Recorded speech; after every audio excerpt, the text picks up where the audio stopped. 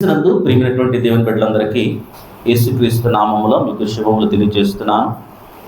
క్రీస్తు ప్రభు రక్తంలో కడగబడి తండ్రి దేవుణ్ణి ఆరాధించడానికి వచ్చిన మీ అందరికి కూడా ప్రభువైన యేసుక్రీస్తు నామములో మీకు శుభములు తెలియజేస్తున్నా. మనం గడిచిన 2 వారాలుగా వర్ధిల్లత గురించి నేర్చుకుంటున్నా. మొదటి పాఠము ఎవరు వర్ధిల్లుతారు నేర్చుకున్నా. ఎవరు వర్ధిల్లుతారు? దేవునికి ప్రియులు, దేవునికి ఇష్టమైన వారు వర్ధిల్లుతారు అని నేర్చుకున్నా. 2వ పాఠము ఎవరు దేవునికి ఇష్టలు నేర్చుకున్నామండి. దేవునికి ఎవరు ఇష్టమైన వారు, ఎవరు వర్ధిల్లుతారు? చాలా సంగతులు గ్రంథము ద్వారా దేవుడు మనతో మాట్లాడాడు. ఈ దినము క్రైస్తవులు వేటిలో వర్ధిల్లాలి, క్రైస్తవులు వేటిలో వర్ధిల్లాలి, వేటిలో అభివృద్ధి పొందాలి, ఈ అంశాన్ని ఈ యొక్క ప్రభు దినము కొద్ది నిమిషాలు ధ్యానిద్దాం. మనం చదువుకున్న పాఠ్యభాగంలో మనం అన్ని విషయాలలో క్రీస్తు వలె ఉండుటకు అభివృద్ధి పొందుదుము అంటాడు, ఎదుగుదుము అంటాడు. క్రీస్తు వలె ఉండుటకు మనం అన్ని విషయములలో ఎదుగుదుము అనగా ప్రతి విషయంలో మనం వర్ధిల్లాలి. అయితే ఒక మోడల్ చూపిస్తున్నాడు. క్రీస్తు ప్రభులాగా వర్ధిల్లాలి, క్రీస్తు ప్రభు వలె ఉండడానికి వర్ధిల్లాలి. అనగా క్రైస్తవుడు ఎలా ఉండాలి అంటే క్రీస్తుని పోలి నడుచుకోవాలి. క్రీస్తు ప్రభు ఎలా వర్ధిల్లాడో అలాగా వర్ధిల్లాలి. క్రీస్తు ప్రభు దేవునికి ప్రియుడుగా ఉంటూ, ప్రియమైన కుమారుడుగా ఉంటూ, ఆయన అన్ని విషయాలలో దేవుని చిత్తాన్ని నెరవేర్చి, దేవుని ఇష్టాన్ని నెరవేర్చి వర్ధిల్లినట్లు మనం చూస్తున్నాం. క్రీస్తు ప్రభు ఎలా ప్రేమ చూపించాడో, క్రీస్తు ప్రభు ఎలా కరుణ చూపించాడో, క్రీస్తు ప్రభులో ఎలాంటి దయాగుణం ఉందో, క్రీస్తు ప్రభులో ఎలాంటి క్షమాగుణం ఉందో, క్రీస్తు ప్రభు ఎలాగ జ్ఞానమందు అభివృద్ధి పొందాడో, క్రీస్తు ప్రభు ఎలాగ తండ్రి చిత్తానికి లోబడ్డాడో, ఇలా క్రీస్తు ప్రభు వలె ఉండటకు మనము ఏం చేయాలంటే క్రీస్తు ప్రభు వలె ఎదగడానికి మనం ప్రయత్నం చేయాలండి క్రైస్తవులు. అందుకే క్రీస్తు ప్రభువునంట తండ్రైన దేవుడు మనకు ఒక చక్కని మోడల్గా మనకు ఉంచాడండి. 1 పేతురు 2వ అధ్యాయంలో ఆ మాట మనం చూస్తాం. 1 పేతురు 2వ అధ్యాయము, 1 పేతురు 2వ అధ్యాయము 21వ వచనంలో గమనించినట్లయితే, క్రీస్తు కూడా మీ కొరకు బాధపడి మీరు తన అడుగుజాడల యందు నడుచుకున్నట్లు మీకు మాదిరి ఉంచిపోయాను. క్రీస్తు ప్రభు అడుగు జాడలలో మనం నడుచుకున్నట్లు క్రీస్తు ప్రభువే మనకు మాదిరి అండి. ప్రతి క్రైస్తవులకు మోడల్ ఎవరంటే క్రీస్తు ప్రభువు. క్రీస్తు ప్రభు వలె మనం అన్ని విషయాలలో వర్ధిల్లాలి, ఎదగాలండి. క్రైస్తవులు అలాగా ఎదగాలని వాక్యంగా హెచ్చరిక చేస్తున్నాడు ప్రభు సంఘంలో ఉన్నటువంటి మనం.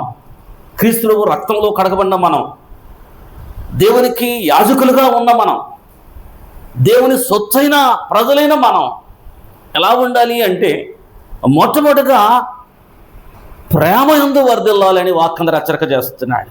క్రైస్తవుడు దేని యందు వర్ధిల్లాలంటే ప్రేమ యందు వర్ధిల్లాలి. 1 తెస్సలోనికీయులకు రాసిన పత్రిక 3వ అధ్యాయము, 1 తెస్సలోనికీయులకు రాసిన పత్రిక 3వ అధ్యాయం, 3వ అధ్యాయము 12, 13 వచనాల్లో మనం గమనించినట్లయితే, మరియు 3వ అధ్యాయం 12, 13 వచనాలు, మన ప్రభువైన యేసుక్రీస్తు తన పరిశుద్ధులతో వచ్చినప్పుడు మన తండ్రైన దేవుని ఎదుట మీ హృదయములను పరిశుద్ధత విషయమే అనిందమైనవిగా ఆయన స్థిరపరచుటకై మేము మీ ఎడల ఎలాగూ ప్రేమలో అభివృద్ధి పొంది వర్ధిల్లుచున్నామో అంటాడు. చాలా క్లియర్గా అండి. మేము మీ ఎడల, అపోస్తులు క్రైస్తవుల ఎడల అనగా విశ్వాసుల ఎడల ఎలాగో ప్రేమలో అభివృద్ధి పొంది వర్ధిల్లుచున్నారో అంటాడండి. అనగా విశ్వాసుల ఎడల ప్రేమలో అభివృద్ధి పొంది వర్ధిల్లుచున్న, అలాగే మీరును ఒకరి ఎడల ఒకరు మనుషులు అందరి ఎడల ప్రేమలో అభివృద్ధి పొంది వర్ధిల్లునట్లు అంటాడండి. ప్రేమలో అభివృద్ధి పొంది వర్ధిల్లునట్లు క్రైస్తవులు ప్రేమలో అభివృద్ధి పొంది వర్ధిల్లాలంటండి. క్రైస్తవులు దేనిలో వర్ధిల్లాలి అంటే ప్రేమలో అభివృద్ధి పొంది వర్ధిల్లాలి. అలాంటి ప్రేమ మనం కలిగి ఉండాలి. ఎలాంటి ప్రేమ అంటే క్రీస్తు ప్రభువు ప్రేమ. క్రీస్తు ప్రభువు ప్రేమ ఎలాంటిదంటే అగాపే ప్రేమ. అగాపే ప్రేమ అంటే ఏ బదులు ఆశించని ప్రేమ అండి. ఏ బదులు ఆశించని ప్రేమ. ఆయన నీ నుంచి ఏమీ ఆశించకుండా తన శరీరాన్ని సిలువలో నలగొట్టిచ్చాడండి. నీ నుంచి ఏమీ ఆశించకుండా తన ప్రాణాన్ని ఇచ్చాడు. నీ నుంచి ఏమీ ఆశించకుండా తనకున్న సమస్తమును నీ కొరకు ఆయన ధారపోశాడు. అది కల్వరి సిలువలో క్రీస్తు ప్రభు చూపించిన అగాపే ప్రేమ. ప్రతి క్రైస్తవులు ఈ అగాపే ప్రేమలో అభివృద్ధి పొంది వర్ధిల్లాలండి. మనం చాలాసార్లు జ్ఞాపకం చేసుకుంటున్నా, క్రైస్తవుల మధ్య, దేవుని బిడ్డల మధ్య, విశ్వాసుల మధ్య, ఆత్మ సంబంధమైన సజీవ రాళ్ళైనటువంటి మన మధ్య ఏముండాలంటే ప్రేమ అనే కీలు ఉండాలంటండి. అతుకబడి ఉండాలి. ఆ ప్రేమ లాంటిదంటే అగాపే ప్రేమ ఉండాలి. నువ్వు ఎవరినన్నా ఏదైనా ఇచ్చావంటే వారి నుంచి ఏమీ ఆశించకుండా ఇవ్వాలండి. ఎలాంటి ఎక్స్పెక్టేషన్స్ అనగా చాలామంది ఏం చేస్తారంటే బదులు ఆశించి ప్రేమిస్తారు. అయితే క్రైస్తవుల మధ్య ఏ బదులు ఆశించని ప్రేమ. పరిశుద్ధాత్మదేవుడు మనందరిలో అలాంటి ప్రేమను కుమ్మరిస్తున్నాడండి. రోమిలకు రాసిన పత్రిక 5వ అధ్యాయము 5వ వచనంలో, రోమిలకు రాసిన పత్రిక 5వ అధ్యాయము 5వ వచనంలో ఆ మాట మనం చూస్తామండి. 5వ వచనంలో, ఎందుకనగా ఈ నిరీక్షణ మనల్ని సిగ్గుపరచదు, మనకు అనుగ్రహించబడిన పరిశుద్ధాత్మ ద్వారా దేవుని ప్రేమ మన హృదయములో కృమ్మరించబడి ఉన్నది.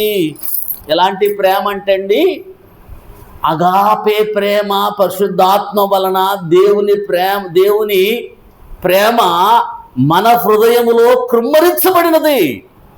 క్రైస్తవులంటే ఎలాంటి ప్రేమతో వారి హృదయం నిండి ఉండాలి అంటే ఏ బదులాశించని చూపించే ప్రేమతో అండి. అగాపే ప్రేమతో, దేవుని ప్రేమతో మన హృదయము ఎలా ఉండాలంటే నిండి ఉండాలి అంటాడండి. కాబట్టి దేవుని ప్రేమలో అభివృద్ధి పొందుతూ వర్ధిల్లాలి క్రైస్తవులో. ఆయనకిష్టమైన వారు వర్ధిల్లుతారు.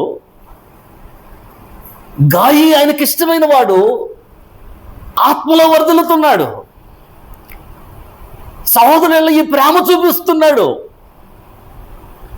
సహోదరుల ఇలాంటి అగాపే ప్రేమ చూపిస్తున్నాడు. పరదేశుల ఎడల, స్థానిక సంఘస్థుల ఎడల గాయి చూపించే ప్రేమ అగాపే ప్రేమ అండి. ఆ ప్రేమ గురించి అనేకులు సాక్ష్యం ఇచ్చారు. కాబట్టి ప్రియ దేవుని బిడ్డలారా, నువ్వు ప్రేమించావా? ఆ ప్రేమలో దేవుని ప్రేమ ఉండాలి. నువ్వు క్రీస్తు ప్రభు రక్తంలో కడగబడ్డావా? నీ హృదయంలో అగాపే ప్రేమ కుమ్మరించబడి ఉండాలండి. అగాపే ప్రేమ. నువ్వు మాట్లాడితే ఏ బదులు ఆశించనటువంటి మాటలో, నువ్వు ఏమి చేసినా ఏ బదులు ఆశించినటువంటి ప్రేమ నేను చూపించాలని ప్రభు వాక్యందరూ హెచ్చరిక చేస్తున్నాడు. అందుకోసమే మన హృదయంలో అలాంటి అగాపే ప్రేమను ఆయన కుమ్మరించాడండి. గలితీయులకు రాసిన పత్రికలో ఇంకొక చక్కని మాట మనం చూస్తామండి.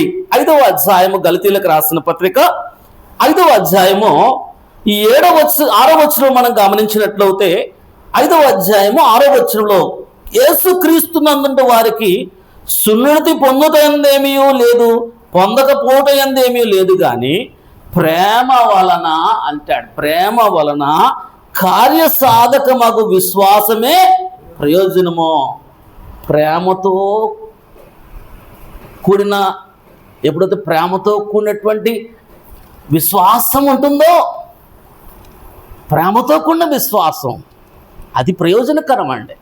ఎప్పుడైతే నువ్వు అగాపే ప్రేమ కలిగి ఉంటావో, ఎప్పుడైతే దేవుని ప్రేమ కలిగి ఉంటావో, అలాంటి ప్రేమతో నువ్వు విశ్వాసిగా ఉంటే, అలాంటి ప్రేమతో క్రీస్తు ప్రభువుకు విశ్వాసిగా ఉంటే,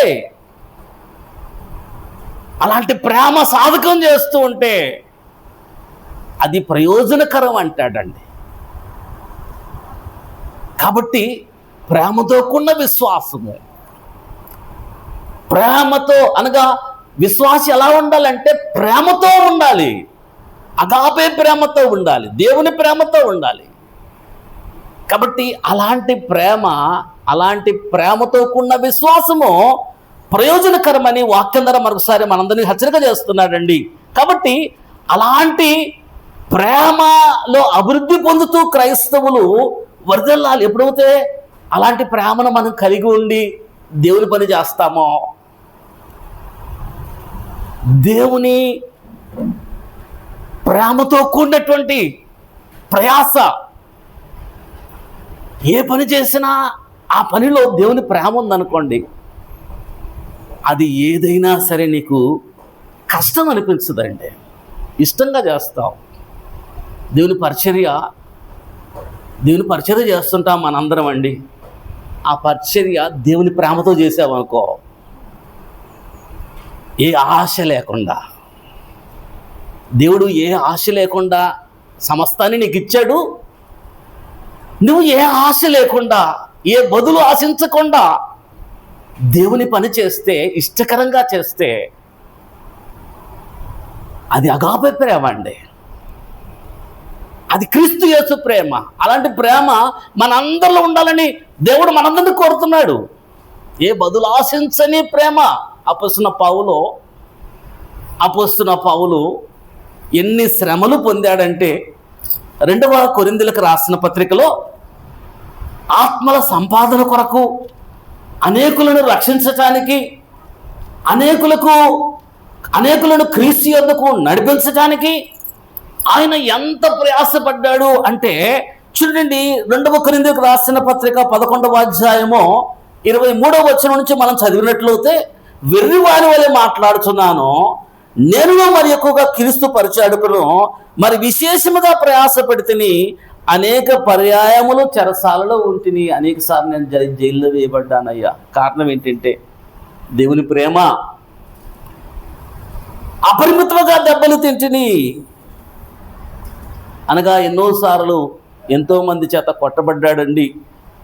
అనేక మార్లు ప్రాణాపాయంలో ఉంటిని. యూదుల చేత 5 మార్లు ఒకటి తక్కువ 40 దెబ్బలు తింటిని. 39 కొరడా దెబ్బలు 5 సార్లు. నిజంగా ఎంతో శ్రమ పడ్డాడండి.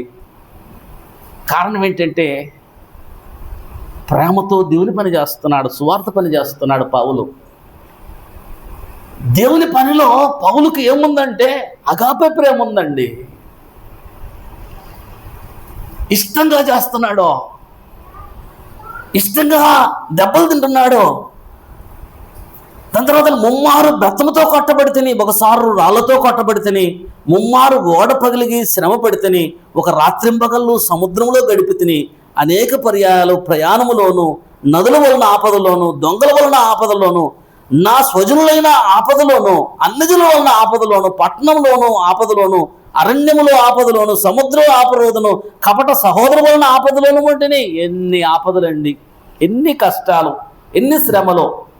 కష్టముతోనూ, తరచుగా జాగరణలతోనూ, ఆకలి దప్పులతోనూ, తరచుగా ఉపవాసముతోనూ, చలితోనూ, దిగరంబరత్వంతోనూ వంటిని. ఇంకనూ చెప్పవలసినవి అనేకం ఉన్నాయి.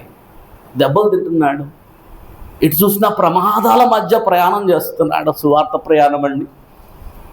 సముద్రంలో ఓడ పగిలి ప్రాణాపాయ స్థితిలో ఉన్నాడు. అరణ్యంలో ప్రయాణం చేస్తున్నప్పుడు అనేక ఆపదలు, అన్ని జనులతో ఆయన కొట్టడానికి ప్రయత్నం చేస్తున్నారు, చంపడానికి ప్రయత్నం చేస్తున్నారు. ఇటు చూసినా కూడా ఆపదలో. వీటన్నిటి వెనక ఏముందంటే అండి, అది 2 కొరింథీ 5వ అధ్యాయంలో 2 కొరింథీ 5వ అధ్యాయము 14 నుంచి మనం చదివినట్లయితే, క్రీస్తు ప్రేమ మమ్మలను బలవంతము చేస్తుంది.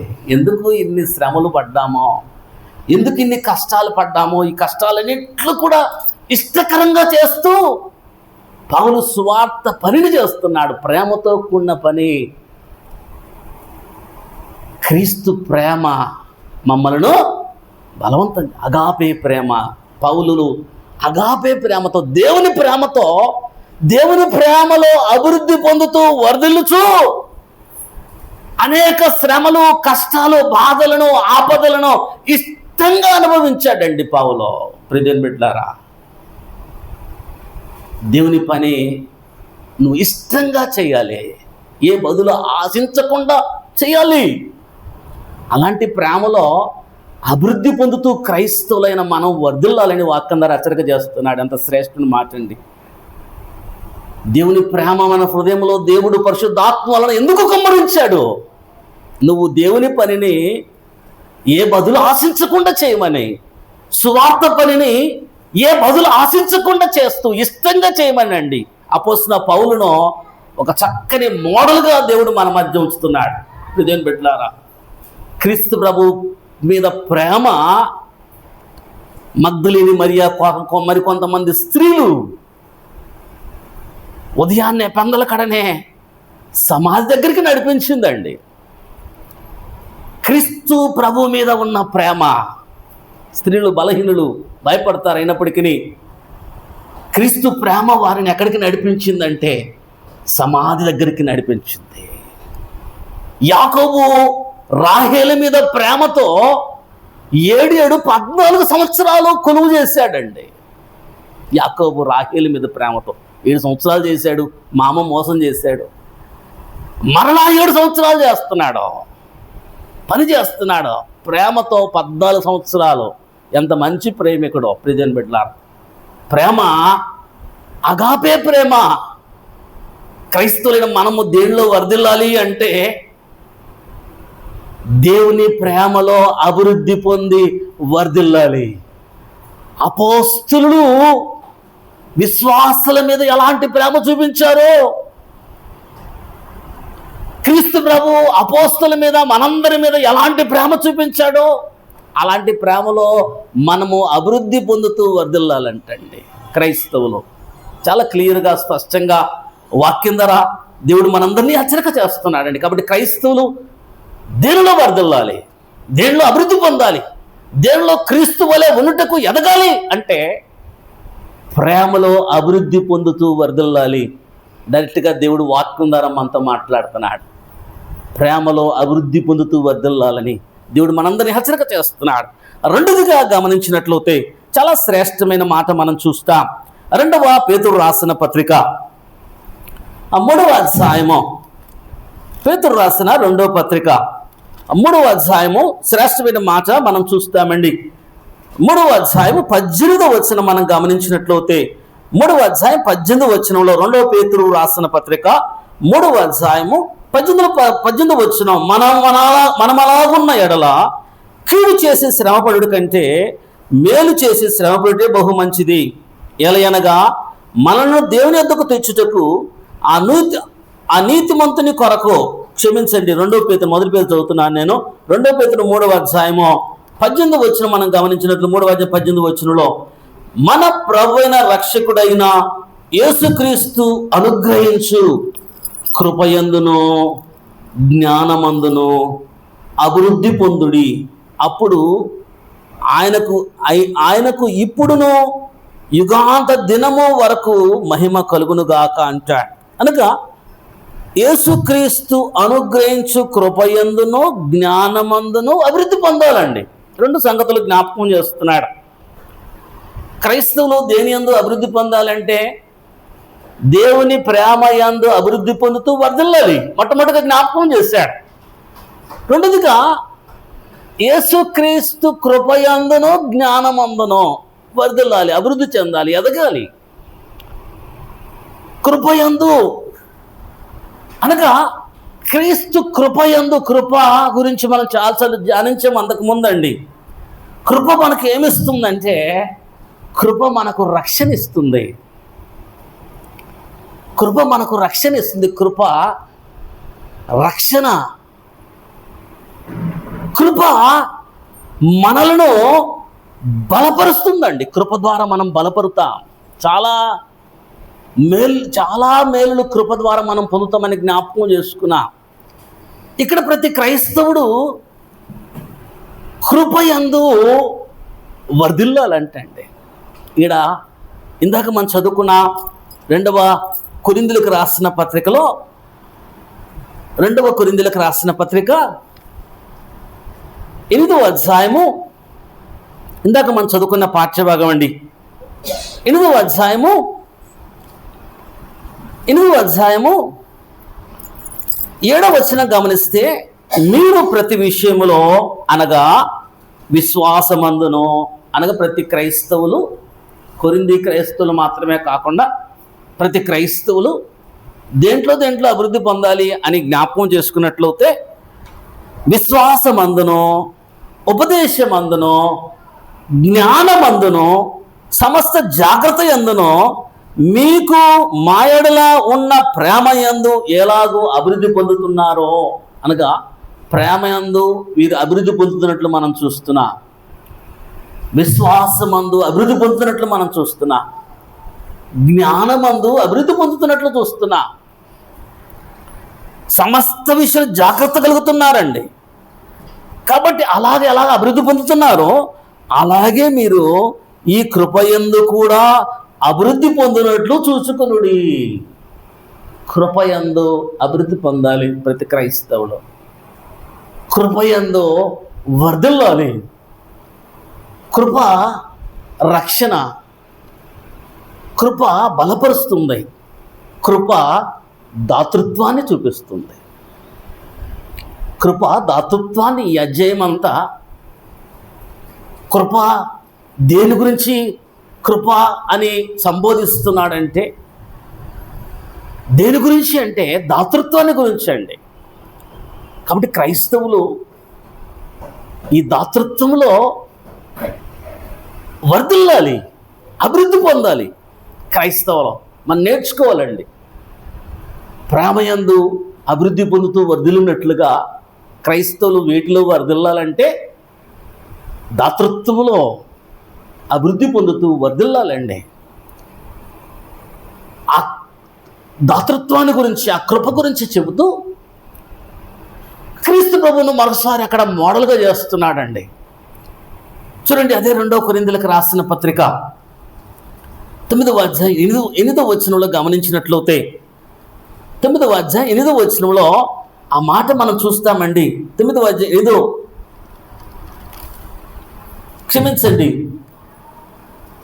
అధ్యాయం 9వ వచనం, మీరు 2 కొరింథీ 8:9, మీరు మన ప్రభువైన యేసుక్రీస్తు కృపను ఎరుగుదురు కదా. కృప గురించి చెబుతూ ప్రతి క్రైస్తవులు కృపలో ఎదగాలి అని చెబుతూ ఏమిటంటే, యేసుక్రీస్తు కృపను ఎరుగుదు కదా, ఆయన ధనవంతుడయ్యుండి మీరు తన దారిద్ర్యం వలన ధనవంతులు కావాలని మీ నిమిత్తము దరిద్రుడు ఆయనో.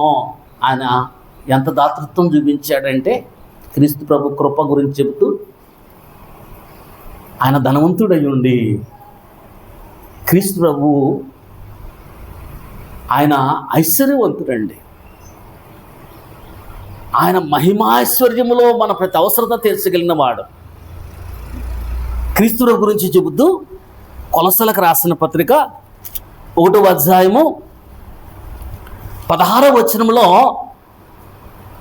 గ్రంథం ఏం చెప్తూ, ఎలయనగా ఆకాశమందున్నవియు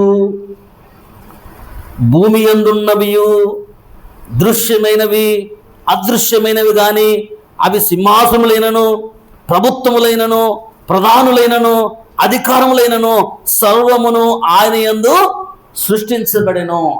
సమస్తము కూడా క్రీస్తు యేసునందు సృష్టించబడినాయి. అనగా ఆకాశం మందు ఉన్నవి కానీ, భూమి మీద ఉన్నవి కానీ, అవి సింహాసనములైన, అధికారములైన, ప్రభుత్వాలైన, ప్రధానులైన సర్వము కూడా అండి క్రీస్తు ప్రభు ద్వారా సృష్టించబడింది. అన్నిటికంటే ముందుగా ఆయన ఉన్నవాడు, ఆయనే సమస్తమునకు ఆధారభూతుడు. ఆయన ఎంత ధనవంతుడు, తండ్రితో సమానంగా ఉన్నటువంటి వాడు. సమస్తము ఒక అధికారం ఉంటేనే, ఒక పదవి ఉంటేనే ఎంత సమృద్ధిగా ఉంటారండి, ఎంత ధనవంతులుగా ఉంటారు. దానికోసం పోటీ పడుతుంటారు. ధనం సంపాదించడానికి, పదవి కోసం, అధికారాల కోసం అనేక మంది పోటీ పడుతుంటారు. కారణం ఏంటంటే సమృద్ధి కొరకండి.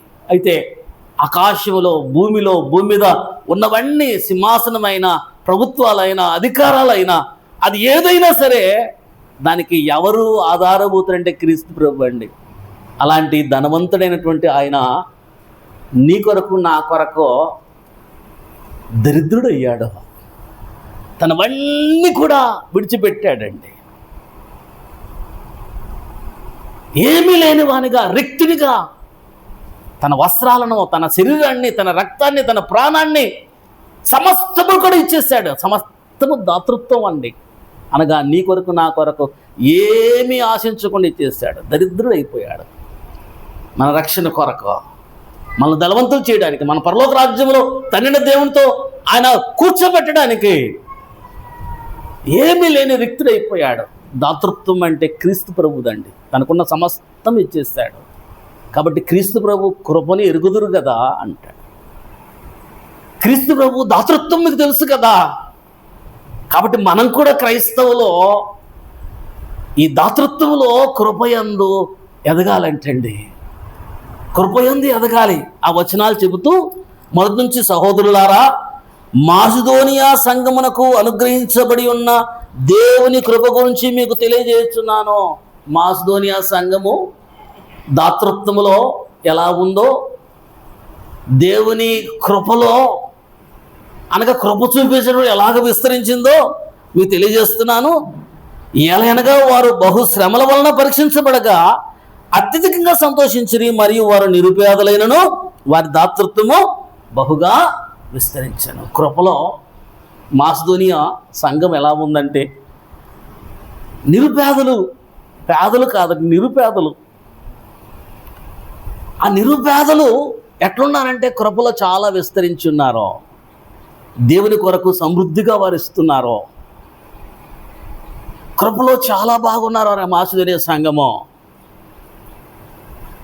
అని చెబుతూ ఏమంటాడంటే, బహుగా విస్తరించిన ఈ కృప విషయంలోనూ, పరిశుద్ధుల కొరకైన పరిచర్యలో పొందుల విషయంలోనూ మనస్పూర్వకంగా మిమ్మల్ని వేడుకొనుచు, వారు తమ సామర్థ్యము కొలది కాక సామర్థ్యము కంటే ఎక్కువగా తమంతట తామే ఇచ్చిరని మీకు సాక్ష్యం ఇస్తున్నాను. తమంతటకు తాము వారి సామర్థ్యం కంటే ఎక్కువగా ఈ కృపలో వారు విస్తరించారు, దాతృత్వం కలిగి ఉన్నారు. ఎవరంటే మాసిదోనియా సంఘము. వారు అలాగ విస్తరించారు. మీరు ఇలా ఇవ్వడంలో విస్తరించాలి, అభివృద్ధి పొందాలి, క్రైస్తవులు వర్ధిల్లాలి. నిజంగా వారు తమంతటకు తాము శక్తి కొలది కాదు, శక్తికి మించి అంటే క్రీస్తు ప్రభు విధురాలను చూపిస్తాడు. అందరూ కలిమిలో కానుకలు వేస్తూ ఉంటే, తమకున్న దాంట్లో అందరూ వేస్తూ ఉంటే, ఈమె లేమిలో తనకు కలిగినదంతా వేసిందంటే. లేమిలో తన దగ్గర ఉన్నది 2 కాసులే, తనకున్నదే అది. అసలే పేదరాలో, కడుబీదరాలో ఆ 2 కాసులు వేసింది. అనగా లేమిలో తనకు కలిగదు, అనగా సామర్థ్యము కంటే ఎక్కువగా. ఈ మాసిదోనియా సంఘం అలా ఉన్నారో, మీరు అలా ఎదగాలి. వారి గురించి చెబుతూ వారు ఎట్లా ఇస్తున్నారంటే అండి, సిద్ధ మనసుతో ఇస్తున్నారంటాడండి. వారు సిద్ధ మనసు కలిగి 1 ఏడాది క్రితము దేవునికి ఇవ్వాలని అనుకున్నారంటండి. 1 సంవత్సరం క్రితము ఇవ్వాలనుకున్నప్పుడు ఎలాంటి మనసు ఉందో ఇచ్చేటప్పుడు అలాంటి మనసు.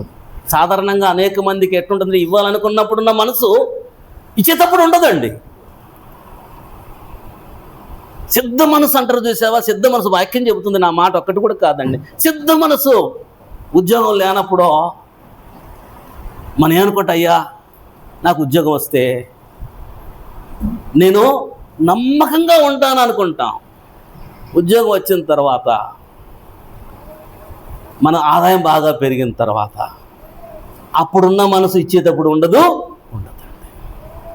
అయితే దేవుని వాక్యం చెప్పు, సిద్ధ మనసు కలిగి మాసిదోనియా సంఘములో వారు, అకయ సంఘములో వారు. నేను చాలామందిని చూస్తాను, ఉద్యోగం రానప్పుడు, సార్ నాకు ఒకవేళ ఉద్యోగం వస్తే నా దశంభాగం ఖచ్చితంగా ఇస్తా సార్ అంటాడు. దశంభాగం అటు పోని మామూలు కానుకలు కూడా ఇవ్వరండి. అనగా అప్పుడున్న మనసు ఇచ్చేటప్పుడు ఉండదు. అనియ సపీరలకు ఏమన్నా మొత్తం అందరు ఇస్తా ఉంటే ఆస్తి అంతా అమ్మేసేసి వాళ్ళు కూడా ఇవ్వాలనుకున్నారు, తమ ఆస్తి అంతా అమ్మేశారు. ఇవ్వబోయేటప్పుడు ఇవ్వడానికి మనసు రాలేదు. ప్రియదేవుని బిడ్డలారా, అయితే మీరు సిద్ధ మనస్సు. ప్రియదేవుని బిడ్డలారా, ఈరోజు అనేక మంది విచారకరం ఏంటంటే అన్నిట్లో బాగుంటాం, కానీ ఈ కృప విషయంలో చాలా దేవునికి ఇవ్వడంలో వారు పిసినితనముగా ఉంటారండి. వారు ప్రీతికరంగా ఇష్టపూర్వకంగా దేవునికి ఇవ్వరు, కానీ దేవునికి ఇష్టకరంగా ఇస్తే ఆయనకు ప్రీతికరం అంటాడు. కాబట్టి చాలామంది ఇచ్చుట్లో నిజంగా చాలా వెనుకబడి ఉంటున్నారు. ఈ సంఘములు కూడా, కొరింథీ సంఘంలో వారు విశ్వాసమందు, ప్రేమయందు, జ్ఞానమందు అన్ని విషయాలు ఎదుగుతున్నారు. అయితే ఈ కృప విషయంలో మాత్రం, ఇవ్వడంలో మాత్రము మీరు వెనకబడి ఉన్నారు. యేసయ్యను చూడండి అయ్యా, యేసయ్య ఎంత దాతృత్వం కలిగి సమస్తం ఇచ్చాడు, మీరు కూడా అలాంటి దాతృత్వంలో మీరు అభివృద్ధి పొందాలి, వర్ధిల్లాలని దేవుడు జ్ఞాపకం చేస్తున్నాడండి. ఒక 20 సంవత్సరాల క్రితం, అంటే 20 సంవత్సరాలు దాదాపు 30 సంవత్సరాల నుంచి నేను ఈ యొక్క సువార్త పనిలో ఉన్నా. 30 సంవత్సరాల క్రితం చాలామంది కానుకలు ఇస్తారు. నేను అనుభవించింది చెప్తున్నానండి. పావలా, రూపాయలు ఇచ్చేవారు. అప్పుడు పెట్రోల్ 25 రూపాయలు, 30 రూపాయలు ఉండేది. అనగా 10 సంవత్సరాల తర్వాత వాటిని ఏం చేస్తారంటే రూపాయి 2 రూపాయలుగా మార్చారు. రూపాయి 2 రూపాయలకి. ఇప్పుడు దాన్నే ఏం చేస్తున్నాడు, 10 రూపాయలు, 20 రూపాయలు. అప్పుడు 10 రూపాయలు వేసేవారు, ఇప్పుడు 100 రూపాయలు వేస్తున్నారు. అనగా కాలం మారుతున్నా ఇవ్వడంలో మాత్రం విస్తరించట్లేదండి. అప్పుడు అదే స్థితిలో ఉన్నారు, ఇప్పుడు అదే స్థితిలో ఉన్నారు. ఒక 20 రూపాయలు పట్టుకొని వెళ్ళి నెల్లూరులో ధైర్యంగా మనము టిఫిన్ చేయగలమా ఎమ్మా? ఒక 20 రూపాయలు పట్టుకెళ్ళి ధైర్యంగా టిఫిన్ చేయగలమా హోటల్ దగ్గరికి వెళ్ళి? అనగా నువ్వు ఇచ్చే కానుక ఒక టిఫిన్ చేయడానికి సరిపోతుందా? మనం ఇచ్చే కానుక 1 కేజీ బియ్యం వస్తాయా? మనం ఇచ్చే కానుక తీసుకొని మందుల షాప్కి వెళ్తే ధైర్యంగా మందులు కొనగలమా? ఈరోజు అనేక మంది అనగా ఆ రూపాయి విలువ ఇప్పుడు ఏమైందంటే 10 రూపాయలు అయిందండి, విలువ మారింది. 2 రూపాయల విలువ ఎంత ఏంటంటే 20 రూపాయలు అయింది. 10 రూపాయల విలువ ఇప్పుడు ఎంత అయిందంటే కన్నా 100 రూపాయలు అయింది. అనగా ఇచ్చే తత్వం మాత్రం మా దేవుడేమో 70,000, 80,000, 1,00,000 రూపాయలు దేవుడు మనకు ఏమిస్తానంటే జీతాలు పెరుగుతున్నాయి, కూలీలు పెరుగుతూ ఉన్నాయి. అయితే ఇచ్చే స్థితి మాత్రం పెరగట్లేదు. దాతృత్వంలో, కృప చూపించడంలో అభివృద్ధి లేదు. అందుకే క్రీస్తు ప్రభు కృప ఎరుగుదురు కదా అంటాడండి. ఆ కృప యందు సంఘము, క్రైస్తవులు విస్తరించాలి. వర్ధిల్లుదు కనుక దేవునికి ఇవ్వగలిగిన మనసు, సిద్ధమైన మనసు దేవుడు బిడ్డలకు ఉండాలని లేఖనాల ద్వారా ప్రభు మనందరూ హెచ్చరిక చేస్తున్నాడండి. కనుక కృపయందు మనందరూ కూడా విస్తరించాలని, దాతృత్వంలో విస్తరించాలని దేవుడు వాక్యం ద్వారా మనఒకసారి మనందరినీ హెచ్చరిక చేస్తున్నాడండి. కనుక చాలామంది గమనించినట్లయితే నెల కానుకలు ఇవ్వరు. అలాగని ప్రత్యేక కానుకలు ఇవ్వరు. అలాగని ఏం చేస్తారంటే కనుక మామూలు దాతృత్వలో ఆదివారం వేసే కానుకల్లో కూడా చాలా పిసినితనాన్ని చూపిస్తారు. అయితే దేవుని వాక్యం చెబుతుంది, అయితే మనం వర్ధిల్లు కొద్దిగా ప్రతి ఆదివారము దేవుడిని ఎంత ఆస్వాదించాడో అంతగా దేవుని సన్నిధిలో నువ్వు కానుకలేసి అందులో వర్ధిల్లాలని లేఖనాల ద్వారా దేవుడు మనందరినీ కూడా హెచ్చరిక చేస్తున్నాడు. కనుక ప్రియమైన బిడ్డలారా, క్రైస్తవులు వేటిలో వర్ధిల్లాలి? ప్రేమ యందు అభివృద్ధి పొందుతూ వర్ధిల్లాలి. కృపలో అనగా దాతృత్వంలో అన్ని విషయాల్లో వర్ధిల్లినట్లుగా కృపలో దాతృత్వంలో వర్ధిల్లాలి. దేవుడిని ఎంత ఆశీర్వదిస్తుంటే అంతగా దేవుని సొమ్మును దేవునికి నమ్మకంగా ఇవ్వగలిగినప్పుడే, అలా వర్ధిల్లినప్పుడే దేవుని ఆశీర్వాదాలు మనం అనుభవించగలమండి. కాబట్టి వాక్యం ద్వారా దేవుడు మనందరిని హెచ్చరిక చేస్తున్నాడు. అలాంటి సిద్ధ మనసును కలిగి మనము దేవుని సన్నిధిలో ధారాళముగా దేవుని పరిచయంలో సహకరించాలని వాక్యం ద్వారా మరొకసారి మనందరినీ కూడా హెచ్చరిక చేస్తున్నాడు. తర్వాత మూడోదిగా గమనించినట్లయితే, మూడోదిగా క్రైస్తవులు దేవునిలో ఎదగాలి అంటే మొదటి పేతురు రాసిన పత్రిక 2వ అధ్యాయము, మొదటి పేతురు 2వ అధ్యాయము మనం మొదటి నుంచి గమనించినట్లయితే, ప్రభువు దయాళుడునని మీరు రుచి చూచిన ఎడల సమస్తమైన దుష్టత్వమును, సమస్తమైన కపటమును, వేషధారణను, అసూయను, సమస్త దూష్య మాటలను మాని క్రొత్తగా జన్మించిన శిష్యులను పోనివారై నిర్మలమైన వాక్యమును పాల వలన రక్షణ విషయంలో ఎదుగు నిమిత్తము ఆ పాలను ఆపేక్షించుడి. రక్షణ విషయంలో ఎదగాలంటే అండి క్రైస్తవులు దేని యందు వర్ధిల్లాలి అంటే రక్షణ విషయంలో వర్ధిల్లాలి. రక్షణ విషయంలో అభివృద్ధి పొందాలి. ఎట్లా అభివృద్ధి పొందాలంటే నిర్మలమైన వాక్యం అనే పాలను అపేక్షిస్తూ అంటాడండి. మనం రక్షించబడిన తర్వాత క్రీస్తు యేసులోనికి బాప్తిసం తీసుకొని క్రీస్తు యేసులోనికి చేర్చబడిన తర్వాత నిర్మలమైన వాక్యాన్ని, అపోస్తల బోధనం. ఈరోజు అనేక బోధలు ఉన్నాయి లోకంలో. పాలు కల్తీ ఉన్నట్లుగా బోధలు కూడా చాలా కల్తీ ఉన్నాయి. నువ్వు ఎట్లా క్రీస్తు యేసులో నువ్వు ఎదగాలి రక్షణలో అంటే, ఒక విశ్వాసిగా ఎదగాలంటే శ్రేష్టమైన పాలన అనగా శ్రేష్టమైన వాక్యాన్ని, అపోస్తల బోధనం, తండ్రి దేవుడు క్రైస్తవులకు ఇచ్చినటువంటి రాజ్యాంగ చట్టాన్ని నువ్వు దానిని భుజిస్తూ రక్షణలో ఎదగాలంటండి. లోకంలో అంతకుముందు జ్ఞాపకం చేశాను, మరోసారి చూద్దాం. లోకంలో అంటే 2వ కొరింథీయులకు రాసిన పత్రిక 11వ అధ్యాయం, 2వ కొరింథీయులకు రాసిన పత్రిక 11వ అధ్యాయం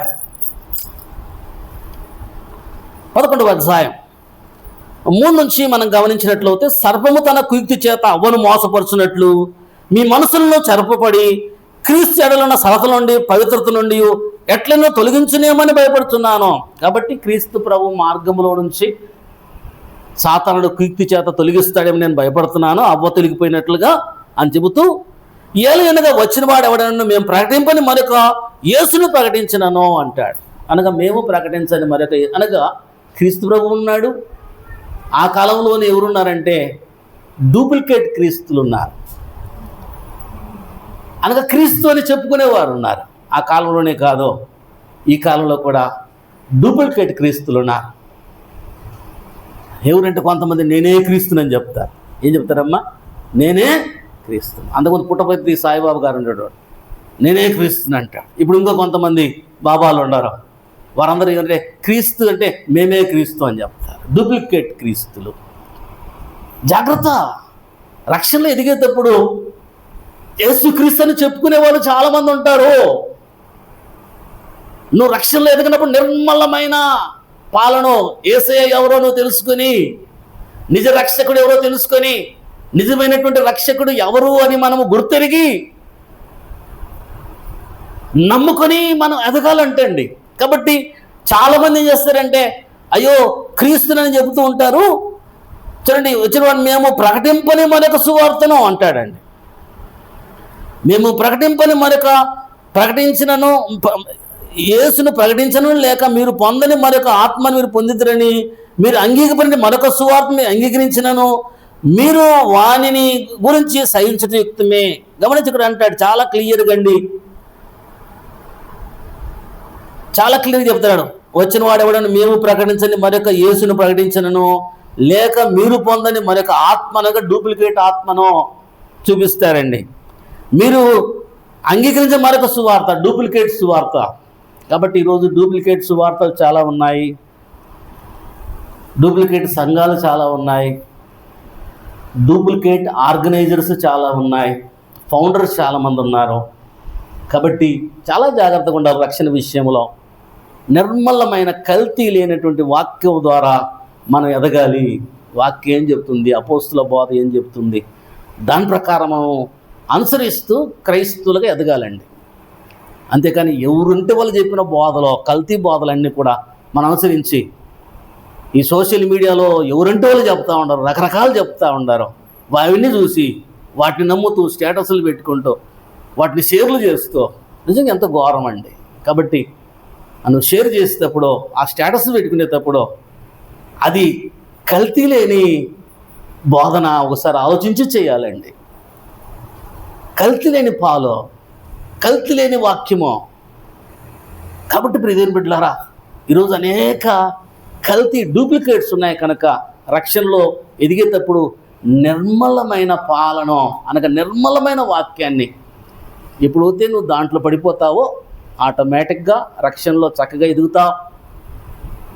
తండ్రి దేవునితో నిత్యం నివాసం అంటావు. ఏ బోధ కంటే ఆ బోధకు గాలిలో కొట్టుకోబోతుంటే అవన్నీ కల్తీ పాలు తాగినట్లే, అనారోగ్య పాలైనట్లే.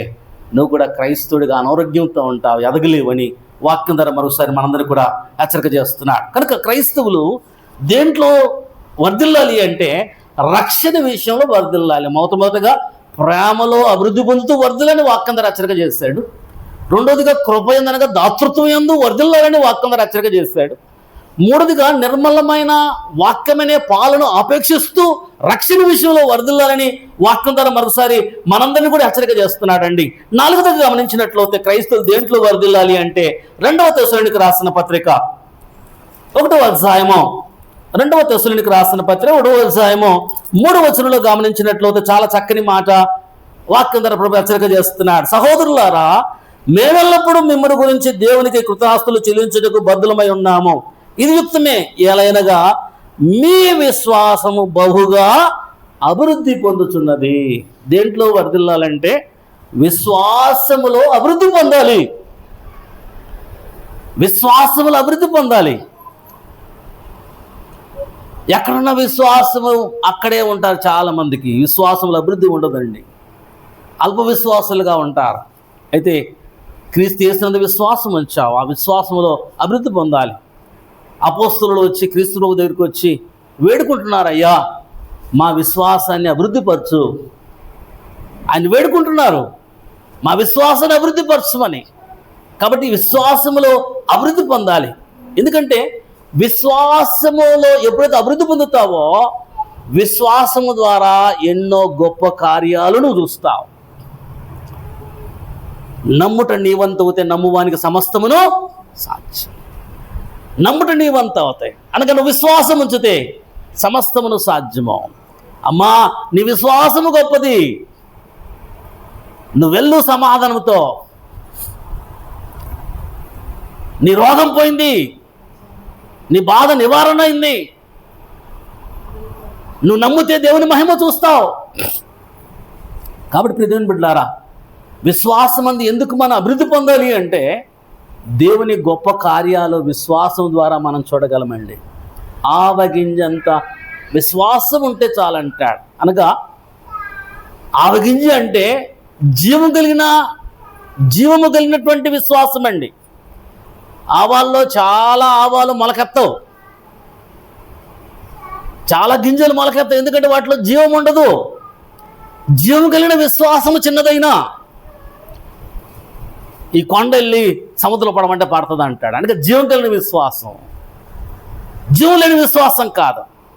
కాబట్టి ప్రియమైన బిడ్డలారా, అలాంటి విశ్వాసం క్రైస్తవులలో నీలో నాలో ఏం చేయాలంటే జీవం కలిగిన విశ్వాసము అభివృద్ధి పొందాలి. అప్పుడే దేవుని మహిమగా గల కార్యాలు చూస్తాం. విశ్వాస వీరులు అనేక మందిని మనం చూస్తున్నాం. వారందరూ అభివృద్ధి పొందడానికి, మేలులు పొందడానికి కారణం ఏంటంటే విశ్వాసము. దేవునికి ఇష్టలుగా ఉండడానికి కారణం విశ్వాసము. పేతురు మునిగిపోవడానికి కారణం అల్ప విశ్వాసము. కనుక ప్రియమైన బిడ్డలారా, నువ్వు అల్ప విశ్వాసిగా ఉండి మునిగిపోతావు.